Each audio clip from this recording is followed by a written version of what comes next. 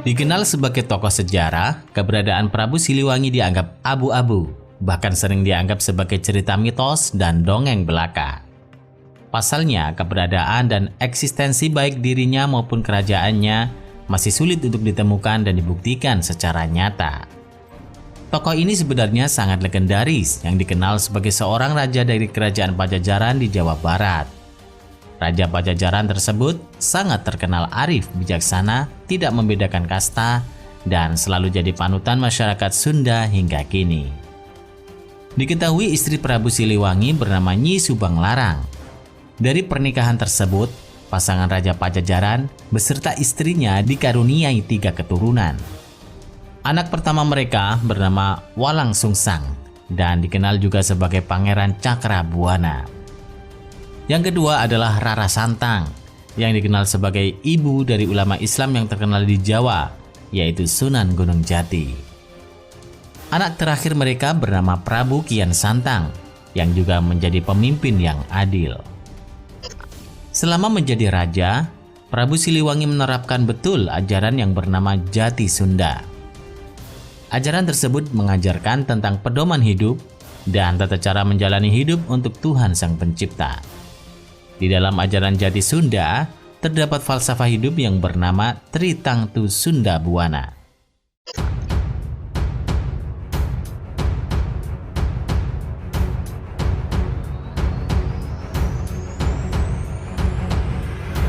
Falsafah tersebut berisi 3 pedoman dalam menjalani hidup yang baik.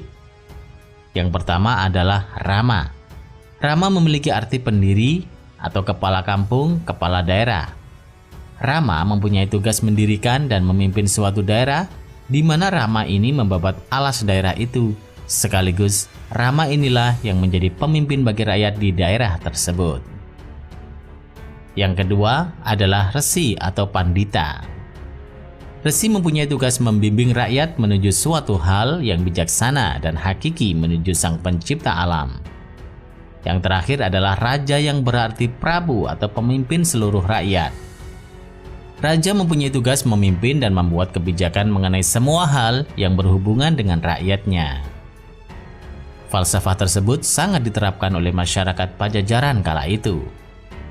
Oleh karena itu, Prabu Siliwangi menjadi raja yang paling terkenal dan paling dicintai masyarakatnya.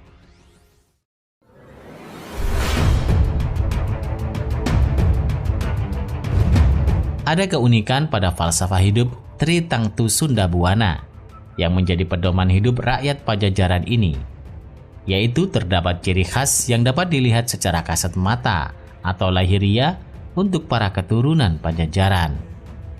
Ciri tersebut berupa tahi lalat yang membentuk seperti segitiga. Tanda tahi lalat yang membentuk segitiga inilah yang mempunyai makna Tritangtu Sunda Buana.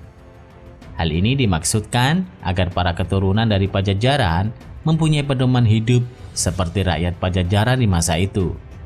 Bahkan Prabu Siliwangi pun memegang teguh pedoman hidup ini. Untuk para keturunan dari Cirebon atau keturunan dari Syekh Syarif Hidayatullah atau Sunan Gunung Jati, juga terdapat tanda khusus selain tanda Tritangtu Sunda Buana, yaitu berupa tanda garis putih lurus yang terdapat pada kuku jari tangan atau kaki. Tanda khusus dari garis putih lurus ini secara universal bermakna Islam, yang dilambangkan dengan warna putih, sedangkan garis lurus menjadi lambang jalan lurus menuju Sang Pencipta alam.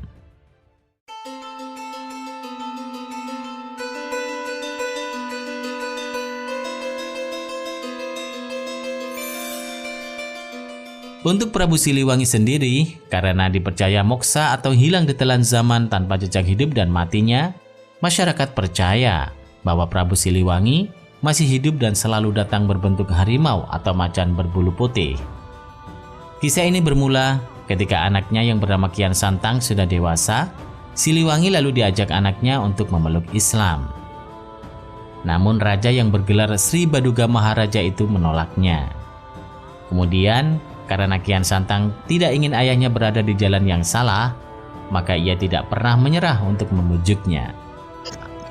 Demi menghindari konflik, diceritakan bahwa Prabu Siliwangi melakukan moksa.